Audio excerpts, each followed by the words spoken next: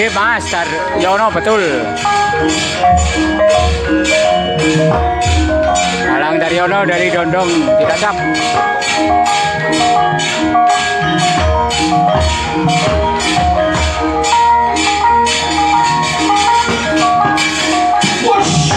Makasih Mas. Kameranya makasih. Turun. Mas Daryono matur nuwun. Samudra ati mitra lawan kota Edan. Margolero margo dalane patimu. Dalane patimu kene tiba kok.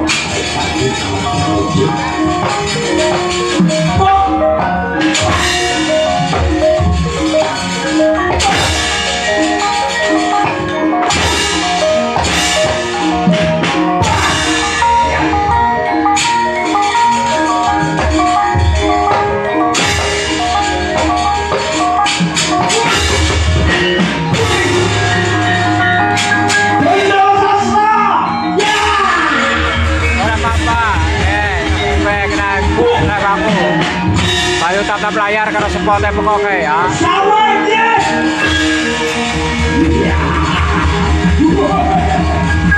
Ayo,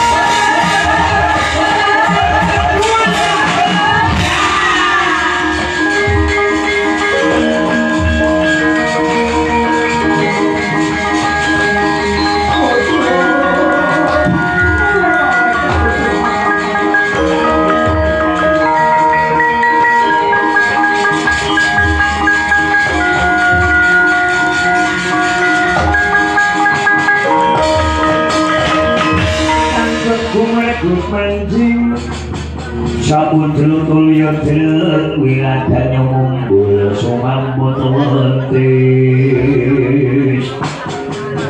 wikating anggani roki ucok loleh-loleh berbutuh modal-modal pindahin bulu tenisok anak Prabu Samudra Yaksa bopo penibalen bopo Iya tanda anakku lana bocah wayu temen bocah lama nilai ngayu bocah blogor Samudra Yaksa lajeng mengetahui kakak Gusti bopo dan dulu bapak iki pun bopo bungakan tanpa winan kumparakan rasanya pun bopo jalan tapi anak-anak pendawa podo bubar marmut tapi dalang mongko Daryono Mas. Dalang mongko Daryono dari Dondong Pesugihan. Ojo kuwatir mengko yen kok nganti kasumbadan Manjaya Pati tumraping kanthi Semar Bojoloyo. Manjaya Pati tumraping para Pandhawa. Mengko bakal kejar ilmu kasapurnan inggih. Kepengin sampun pamejar ilmu kasapurnan Bapa Dayang Duna. Ojo kuwatir, Pun Bapa Semar Murca kan ngaji ilmu kasapurnan. Ning saiki kok bodo jalanan.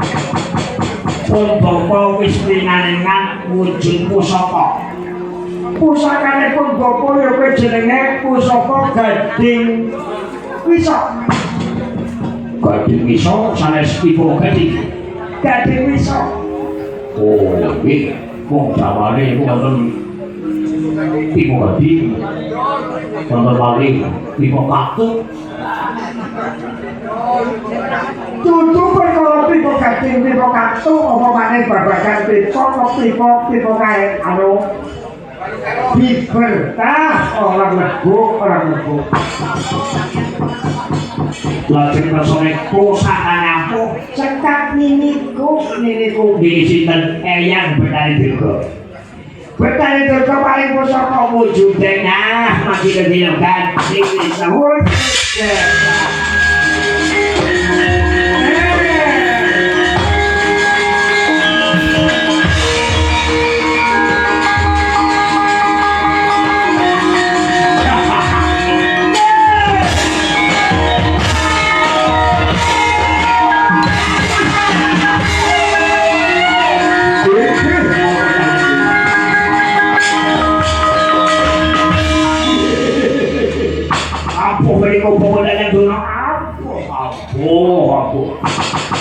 niki pusaka untuk pusaka bae-bae. Waduh, iki. Wujude ngelenan sakti. Ampuh wujude karo kanggo Marjayapati kaki Semar Bojonaya. Ingkang saengene lagi makan montopo kaya kumpul keng segoro. Papan montopo kaya kumpul keng segoro kumpul kangge durna. Iya. Lagi makan kumpul keng segoro. Nak bodi kaya kepecawane. Maka bakal tamani pusakanipun Bapak niku paling saka Eyang Betari Dirga. Ingkang awujud pusaka Gading Wisma. Pusaka Gading Wisma. Pusaka Gading Wisma. Sama nore tonton perjalanan. Tetap layar sawerane maning sawerane yo. Baru Janaka Paten. Baru Kudala Parjayapati. Pun Bapak boten daya patene kaki Semar Bojonaya kan saiki dimoro-moro arek kumpul keng segoro nggih.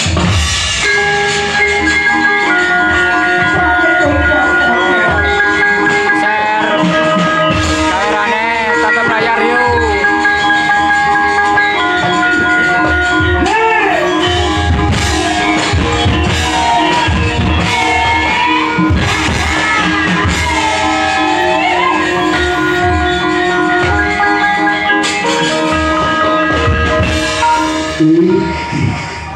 Orang tahu-tahu li pusaka aku ditinggal. Dunge ya aku disaingi kira-kira jere li pusakane Mimi siapa sih ana Mimi juga. Pipa gading ya manda jadi gading bisa dirona wala kiroko kula melu Marjayapati karo patine kaki Semar Bojonaya.